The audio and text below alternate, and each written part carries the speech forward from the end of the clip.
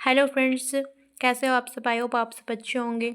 आज से हम ऑक्सफोर्ड इंग्लिश और हिंदी मतलब बाईलैंग्वेज डिक्शनरी को स्टार्ट करेंगे, जिसमें मैं आपको सारी ए टू जेड जो डिक्शनरी की जो वोकैब होती हैं उसकी हिंदी बताऊंगी। तो अगर आपको अपनी ये वोकैब अच्छी करनी है, उसकी हिंदी, जिसको हिंदी में प्रॉब्लम आती है कि किस वर्ड्स की क्या हिंदी है, तो आप इस चैनल को सब्सक्राइब करें। एंड प्लेलिस्ट में आपको डेली की ऑक्सफोर्ड की जो वोकैब्स है वो मिल जाएगी। स्टार्टिंग में हम ए से स्टार्ट करेंगे, और ए में भी बहुत सारी वोकैब होती हैं, तो लास्ट जेड तक होने के बाद हमारी ऑक्सफोर्ड की जो डिक्शनरी वो कंप्लीट होगी। तो लास्ट तक आपको बने रहना है, और अगर वीडियो अच्छी लगे तो उसको लाइक, शेयर एंड सब्सक्राइब करना है। तो हम स्टार्ट करते हैं Oxford English Hindi dictionary. Hindi में इसको अंग्रेजी हिंदी शब्दकोश ऐसे बोलते हैं। इसको जो एडिट किया है वो एस.के. वर्मा और आर.एन. सहाय ने किया है। और इसके बाद इसमें जो इसके नॉर्मल टूल्स वगैरह है वो दे रखे। हिंदी तो जैसे कि हिंदी की जो कैसे प्रयोग होते हैं वो शीर्ष शब्द इस अंग्रेजी में स्थूल अक्षरों में दिए गए हैं। अमेरिकन वर्तनी में विभिन्नता है, और कोष्टक में यूएस संकेत के बाद अमेरिकन शब्द शीर्षक, मतलब जैसे कि आपको दिख रहा है कि फर्स्ट में क्या दे रखा है, नेबर। शीर्ष शब्द अंग्रेजी में स्थूल अंग्रेजी का जो नेबर है वो। सेकंड है कि अमेरिकन जो लैंग्वेज उसमें दे रखा है, फिर उसकी हिंदी दे रखी है। देन आता है शीर्ष। सामान्यतः छोटे शीर्ष शब्द छोटे अक्षर से शुरू होते हैं, किंतु व्यक्तिवाचक संज्ञा के रूप में आए शीर्ष शब्द बड़े अक्षर के रूप में होते हैं, जैसे अक्टूबर दिख रहा है वो। फिर कहीं कहीं शीर्ष शब्द के ठीक ऊपर एक, दो, तीन आदि में लगे हुए ऐसे होते हैं। इसकी जो मीन्स है वो है कि लिपि के अनुसार ये शब्द एक से दिखाई पड़ते हैं, किंतु उच्चारण और अर्थ की दृष्टि से वे अलग दिखते हैं। जैसे कि 4 वाले में रो दिख रहा है, तो इसमें अपन बोलने में तो रो ROW है, तो ओ, और 5 वाले में थोड़ा डिफरेंस आता है। तो इसमें जो इंग्लिश के जो वर्ड्स उसका डिफरेंस हमें देखना होता है, तो उससे अच्छे से समझना है आपको। फिर आता है कि कुछ शब्द एक से ज़्यादा शब्द भेद के रूप में प्रयुक्त होते हैं, कि एक ही वर्ड की अलग अलग मीनिंग्स होते हैं, उसको भी हम इस डिक्शनरी में पूरा पढ़ेंगे। यदि इनका विस्तृत विवरण देखने में प्रविष्टि का आकार बहुत बड़ा हो जाता है, तो इन शब्द भेदों को अलग अलग प्रविष्टियाँ बना दी जाती हैं, संख्याकित किया जाता है। उसके बाद है कुछ अंग्रेजी शब्दों के एक से ज़्यादा रूप या वर्तनी हो सकते हैं। सामान्य तौर पर प्रयुक्त होने वाले रूप वर्तनी शीर्ष शब्द बनाया गया है। अतिरिक्त रूप या वर्तनी कोष्टक में है। सामान्य तो दिया हुआ है, जैसे बता रखा है नेट है, तो और अतिरिक्त है उसको कोष्टक में दिया हुआ है। उच्चारण शैली शीर्ष शब्द के ठीक बाद दो तिर्यक रेखाएं होती, जो मतलब शीर्ष शब्द यानी जो मेन है उसको लिख देंगे, उसके बाद तिर्यक रेखा ये जो दिख रही है ना, और एरो, वो उनके बीच उच्चारण देवनागरी में दिया गया है कि आप पढ़ के समझ सको उसको। उच्चारण शैली में प्रयुक्त चिन्हों की पूर्ण सूची आपको 12 और 13 पेज पर दी हुई है, वो मैं आपको पहले बता दूंगी। चलो स्टार्ट करते हैं कि फर्स्ट मीनिंग क्या है। तो फर्स्ट है नेबर। Neighbour first. सेकंड, फिर नेबर का जो नाउन है, नेबर क्या होता है, जो पड़ोसी होते हैं और पड़ोसी देश या क्षेत्र होते हैं। नेबरहुड क्या होता है, यूएस में नेबरहुड यही होता है। फिर घर के जो आसपास की समीपता की जो स्थिति है, आसपास के क्षेत्र के जो निवासी है उसको बोलते हैं नेबरिंग। देन आता है यूएस नेबरिंग, समीपवर्ती, नेबरली। मैत्रीपूर्ण मिलनसार लोग होते हैं आसपास के, इसलिए नेबरली ऐसे यूज़ करते हैं। देन आता है अक्टूबर। अक्टूबर का नाउन अक्टूबर का जो महीना होता है वो अक्टूबर। देन आता है रो, व्यक्तियों या वस्तुओं की पंक्ति, और रो ऑफ बुक्स इन अ रो, लगातार बिना अंतराल के। रो वर्ब नाउन, खेना, खेते हुए नाव में सैर करना या कराना रो के अंदर आता है। He rowed hers across the river, row noun है, प्राय सिंह, नौका विहार। गो फॉर अ रो, राउ एक होता है राउ, नाउन अनोप, बहस या झगड़ा, राउ वो वाला। फिर है सिंह, उपद्रव, अप्रिय, शोर। What row they are making, row verb row, झगड़ा करना। देन आता है नेट। नेट में एडजेक्टिव धन, शेष, जिसके बाद अब कुछ निकालना नहीं है, कीमत, कुछ संपूर्ण वजन, भार, आदि डिब्बे या पैकिंग को छोड़कर सिर्फ सिर्फ सामान का भार, बोलते हैं ना नेटवर्थ, नेट वेट, कोई वेट के बारे में बात करता है तो। देन आता है ओबीडेंट। ओबीडेंट क्या होता है? आज्ञाकारी। जो ओबीडेंट अपन जो एप्लीकेशंस वगैरह लिखते हैं ना कि योर ओबीडेंटली, आपका आज्ञाकारी शिष्य वगैरह, जो अपन जैसे इंडियन स्कूल वालों को तो पता ही है कि कैसे क्या लिखते हैं। तो ओबीडेंटली आज्ञाकारी बच्चों के लिए होता है। तो फिर इसमें ओबीडेंटली भी आता है, जैसे कि बताया मैंने आज्ञाकारी शिष्य बताते हैं ना एप्लीकेशन में उसको। फिर आता है नेक्स्ट, हम नेक्स्ट की जो इंस्ट्रक्शंस है वो भी देख लेते हैं कि उच्चारण में भिन्नताओं, विशेषतः अमेरिकन का समावेश भी इसमें इस ऑक्सफोर्ड वाली डिक्शनरी में किया गया है। जैसे एट्थ में नरेट कैसे बोलते हैं अपन, नरेट तो अपन बोलते हैं, लेकिन यूएस में इसको कैसे यूज़ करते हैं तो नरेट ऐसे। फिर व्याकरणिक सूचना कैसे होती है कि उच्चारण के तुरंत बाद शब्द की व्याकरणिक कोटि कि तुरंत बाद की ये जो वर्ड है वो कौन सा है, नाउन है या एडजेक्टिव है या प्रिपोजिशन से क्या है, का उल्लेख अंग्रेजी के तिर्यक अक्षरों में, जैसे कि जैसे 9 वाले जो कोष्टक है उसमें देखो नाउन दे रखा है कि ये वर्ड नाउन है, डायरी से ऐसे। फिर कुछ शब्द भेदों का संक्षिप्त रूप दिया हुआ है, मतलब छोटा रूप दिया हुआ है। संक्षिप्त रूपों का पूर्ण रूप संक्षिप्ति सूची में पृष्ठ 14 में आगे दिया हुआ है। फिर रूप रचना में संज्ञा के अनियमित रूप कोष्टक में दिए हुए हैं। कुछ संज्ञा यानी नाउन्स के फीमेल एंड मेल रूप को कोष्टक में दिए हुए कि जैसे कि फाइनेंस, फाइनेंस जो वर्ड है उसको कैसे यूज़ करते हो कि फीमेल है या सॉरी फाइनेंस नहीं, सॉरी फाइनेंस नहीं है ये है फियोन्स। फियोन्स है कि अपन जो अपन बोलते हैं ना कि फियोन्स है, ये इसकी फियोन्स है, इसकी इससे शादी होने वाली है, वॉट एवर जो भी है। तो उसका यूज़ अपन कैसे करते हैं, अपन को कैसे पता चलेगा कि फियोन्स है लेडी के लिए यूज़ हो रहा है या मेंस जेंट्स के लिए यूज़ हो रहा है, तो उसके लिए आपको चीज़ें समझनी होती है। तो उसमें भी इस ऑक्सफोर्ड डिक्शनरी में एक्सप्लेन कर रखा है कि वह जो आदमी या औरत है जिससे आपका विवाह होने जा रहा है, हुआ नहीं है लेकिन उससे होने वाला है, तो उसको क्या बोलते हैं? फियोंसे। देन आता है कि कहीं कहीं संज्ञा या नाउन के बाद सिंगुलर प्लूरल दिया गया है। इसका अर्थ यह है कि यह शब्द केवल सिंगुलर या प्लूरल में प्रयोग योग्य है। जैसे 12 वाले में देखो कि नाउन की नेमसिस, नाउन की सिंगुलर है कि अभी इसमें जैसे नेमसिस सिंगुलर है तो सिंगुलर दे रखा, अगर प्लूरल होता है तो प्लूरल दे रखा होता है। फिर आता है क्रिया के अनियमित रूप दिए गए हैं और वर्तनी में जहाँ अंतिम व्यंजन का द्वित्व होता है वहाँ कोष्टक में संकेत दिया होता है। 13 वालों की द्वित्व यानी जैसे कि शेड, डबल डी शेड का जो हो रहा है कि व्यंजन द्वित्व यानी बार बार यूज़ होता है, इसके लिए होता है कि गिराना। शेड क्या होता है? गिराना, गिरने देना वगैरह। विशेषण के तुलनात्मक और उत्तमावस्था रूप दिए गए हैं। विशेषण के जो तुलनात्मक की इस वर्ड का इससे जो कंपैरिजन है वो दिया हुआ है कि अगर प्रिटी वर्ड है तो इसको IER और IES से प्रिटियर या प्रिटीएस्ट ये एडजेक्टिव विशेषता बताते हैं ना, उसके लिए भी ये भी चीज़ें दे रखी है। देन आता है लेबल।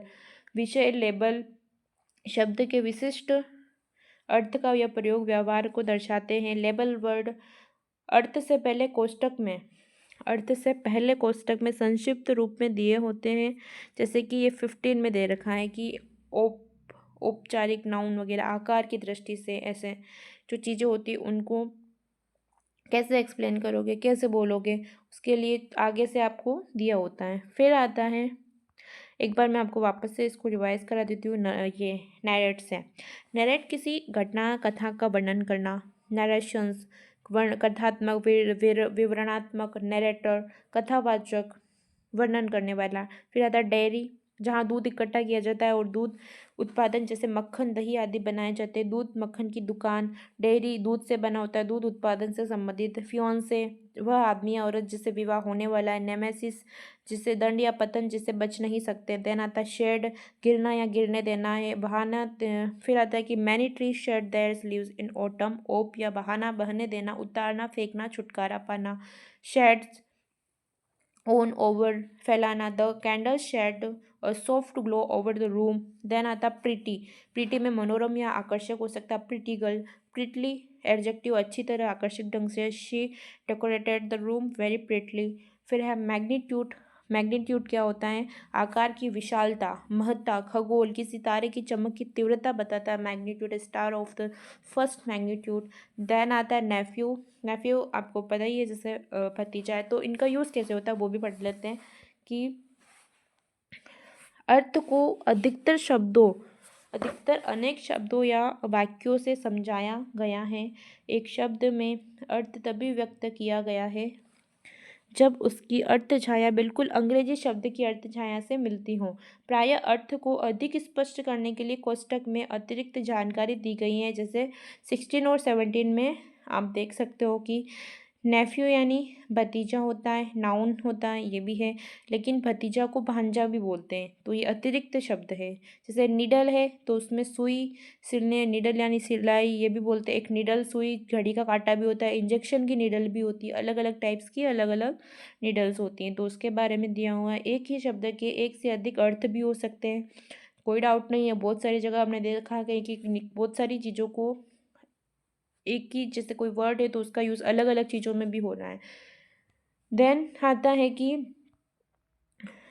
एग्जाम्पल दे रखा है कि अर्थों को अधिकतर समुपयुक्त अंग्रेजी उदाहरणों से स्पष्ट किया जाता है। जैसे कैबिनेट दे रखा है, ड्रॉअर वाली अलमारी कैबिनेट, और फिलिंग कैबिनेट और मेडिसिन कैबिनेट। फिर आता है द कैबिनेट, राज्य या शासन से संबंधित मंत्रिमंडल जो होता है ना, कैबिनेट्स, मंत्री वगैरह, मंत्री परिषद, उनके लिए। तो एक कैबिनेट ड्रॉअर वाली अलमारी होती है और एक कैबिनेट क्या होता है? मंत्रिमंडल, मंत्री परिषद। फिर विशिष्ट शब्दों का प्रयोग, शीर्ष शब्द से संबंधित उपवाक्य, मुहावरे और कहावतों को चिन्ह के बाद स्थूल वर्ण रूप में दिया गया है। जैसे फिश है, फिश में क्या है कि फिश वर्ब, फिश फॉर तो मछली पकड़ना, कुछ ढूंढना, विशेषतः किसी अंधेरे और छुपे हुए स्थान में। She fished in her bag for the keys, जैसे 19 में दे रखा है ना मुहावरों के बारे में। फिश पाना, खोज निकालना। फिशिंग्स मछली पकड़ना, फिशिंग लाइन मछली पकड़ने की डोर, उसको बोलते हैं फिशिंग लाइन। देन आता है उपशीर्ष शब्द, शीर्ष शब्द से व्युत्पन्न प्रत्यय जनित अथवा समाज जनित शब्द। उपशीर्ष शब्द के रूप में चिन्ह के बाद स्थूल अक्षरों में दिए गए हैं। आवश्यकता पड़ने पर इनके उच्चारण भेद, वर्तनी भेद, व्याकरण, प्रयोग क्षेत्र आदि की सूचना शीर्ष शब्द के समान दी गई है। जैसे 20 वाले में देखो मैजिक, एडजेक्टिव दे रखा है, उसको इसके अलग तरह से डिवाइड करके चीज़ों को दे रखा है। जैसे मैजिक है, मैजिक का क्या होता है? नाउन है, नाउन। फिर मैजिक यानी जादू होता है, जादूगरी होता है, बाजीगरी के करिश्मे, इंद्रजाल, आकर्षक, आश्चर्यजनक गुण, ये सारी चीज़ें। इनको जैसे कि मैजिक को ये सब बोल सकते हैं अपन, एक वर्ड के अनेक वर्ड्स बन सकते हैं।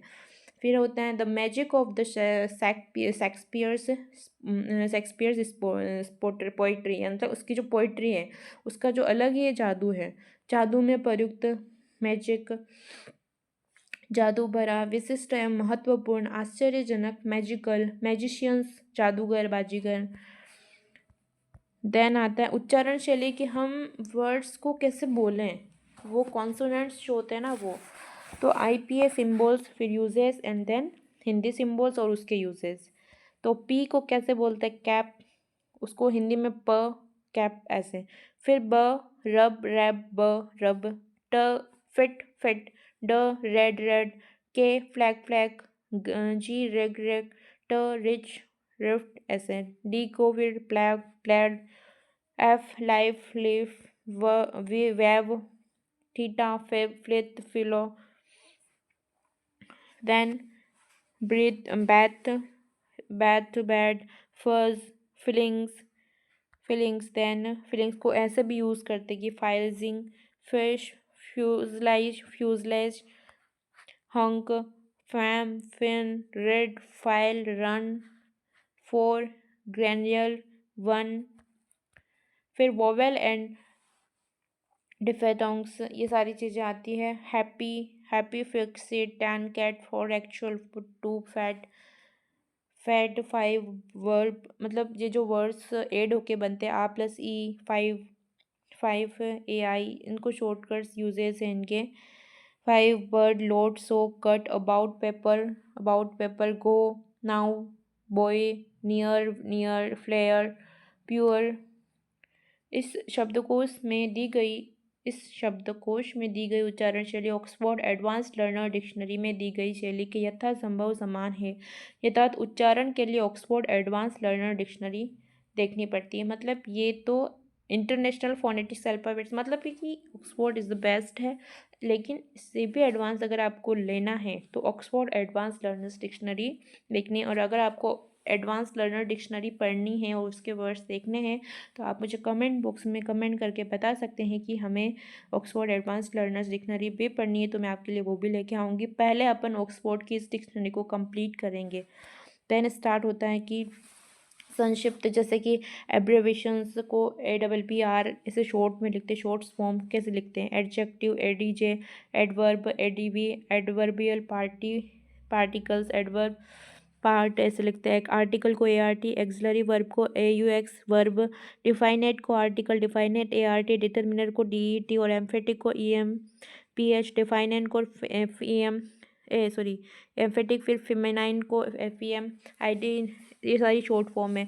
इनको इनडिफाइनेट डिटर्मिनर इनडिफाइनेट प्रोनाउन है। इंटरजेक्शन से इंट्रोगेटिव एडवर्ब है। इंट्रोगेटिव डिटर्मिनेंट से इंट्रोगेटिव प्रोनाउन से masculine modal verb. Negatives noun personal pronoun से, प्लूरल नाउन से, पजेसिव नाउन से, पास्ट पार्टिसिपल से, प्रीफिक्स से, प्रेजेंट पार्टिसिपल से, प्रेजेंट टेंस से, प्रोनाउन से, पास्ट टेंस से, रिफ्लेक्सिव रिलेटिव एडवर्ब है। रिलेटिव डिटर्मिनर से, रिलेटिव प्रोनाउन से, somebody something verb, singular noun, suffix, American uses, third person singular.